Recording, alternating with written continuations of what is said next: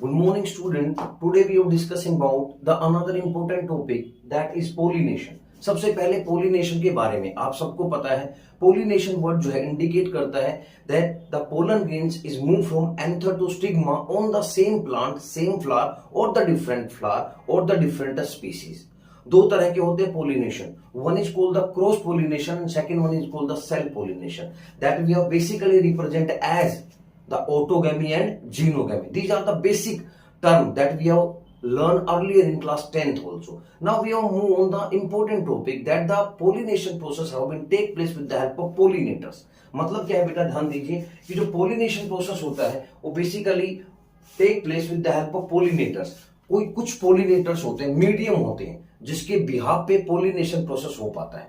अगर वो मीडियम ना हो, जैसे कि एयर के थ्रू, वाटर के थ्रू, इंसेक्ट के through, these are the medium, अगर ये ना हो तो शायद प्लांट की स्पीशीज जो है वो पॉपुलेशन इंक्रीज ही ना हो, क्योंकि रिप्रोडक्शन हो ही नहीं पाएगा, क्योंकि they are known all the pollen grains or stigma, the reproductive cells are the non-motile.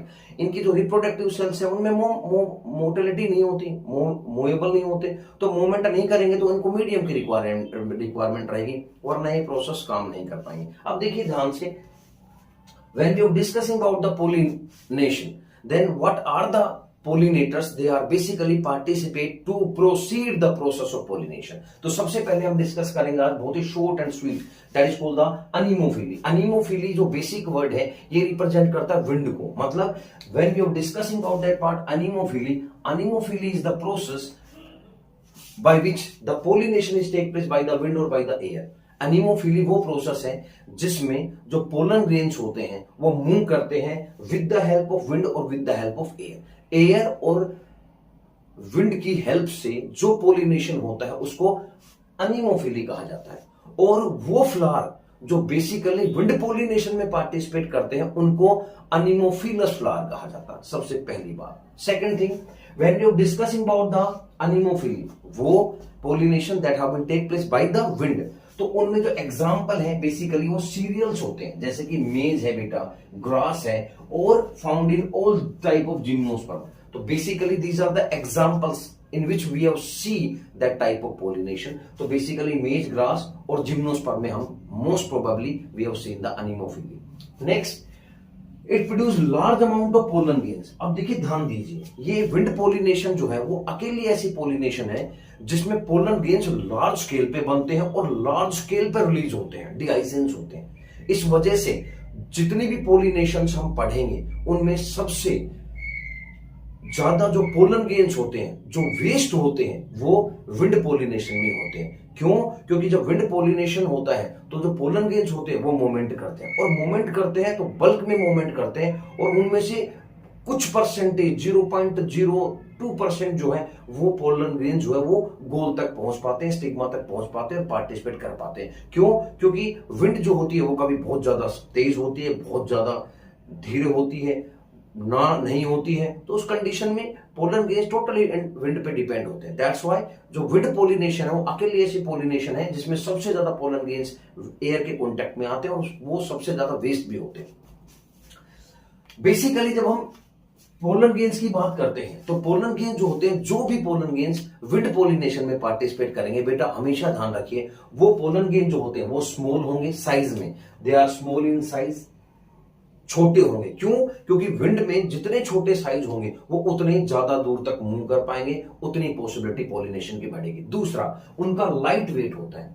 जो वेट होता है उनका लाइट होता है, बहुत हल्के होते हैं, क्योंकि अगर विंड में कोई चीज मूव करेगी और अगर वेट उसका ज्यादा होगा तो वो कहीं पे भी ड्रॉप अप डाउन हो जाएगी, गिर जाएगी नीचे. इसलिए छोटे होते हैं, लाइट वेट होते हैं, बहुत हल्के होते हैं, ताकि इजिली और लंबे जो है दूरी तय कर पाए. And third one is the light and dry weight. Light हल्के होते हैं और सूखे होते हैं, ड्राई होते हैं.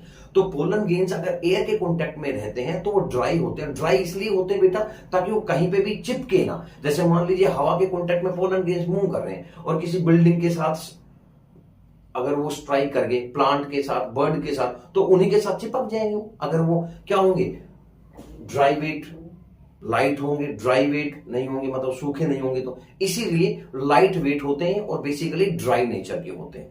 Next, When we are discussing about the next part, that is called the stigma. Stigma is feathery and mucilaginous. यानी जो स्टिग्मा होती है विंड पोलिनेशन में पार्टिसिपेट करने वाले फ्लावर जो होते हैं उनकी जो स्टिग्मा होती है बेटा वो फीदरी होती है, मतलब उनके पंख होते हैं। पंख का मतलब समझिए आप कि उनकी जो स्टिग्मा की जो स्ट्रक्चर होती है, ऊपर वाला पार्ट होता है, ये पार्ट जो है that part is called the stigma. तो इसके ऊपर इस तरह की ऐसी स्ट्रक्चर्स होती है। The structures are work as a feathery, पंख की तरह काम करती है, ताकि पोलर गेंज जब इसके स्टिग्मा के कांटेक्ट में आए तो वो पोलर गेंज इसमें फंस जाए, मतलब उसके साथ स्ट्राइक करे, फिर ये जो स्ट्रक्चर है उनको रोक पाए और पोलिनेशन को प्रोसीड कर पाए। इसीलिए इनका जो नेचर होता है वो फीदरी होता है। दूसरा म्यूसिलेजिनस।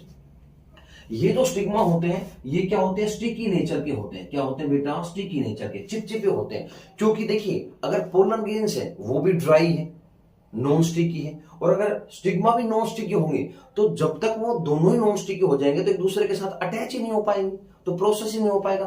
तो कंडीशन है ये कि एक अगर नॉन स्टिकी होता है तो दूसरा क्या होता है, स्टिकी होता है। तो म्यूसिलेजिनस लेयर होती है स्टिग्मा के पास जो म्यूकस मेम्ब्रेन का सिक्रेशन करती है, म्यूकस विस्कस मटेरियल का, जिसकी वजह से वो चिपक जाते हैं। They do not have nectar, mostly unisexual. इनमें क्या नहीं होता, नेक्टर ग्लैंड नहीं होता है, इसलिए सुक्रोज का सिक्रेशन नहीं कर पाते।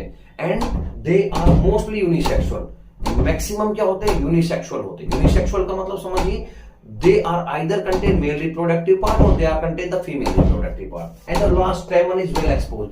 और कोई भी ऐसा फ्लावर जो विंड पोलिनेशन में पार्टिसिपेट करेगा हमेशा ध्यान रखिए well expose in the environment, वो इन्वायरमेंट में वेल एक्सपोज होगा, ताकि वेल एक्सपोज होगा तो इजीली जो है पोलिन ग्रेन्स है वो साथ अटैच हो पाएंगे।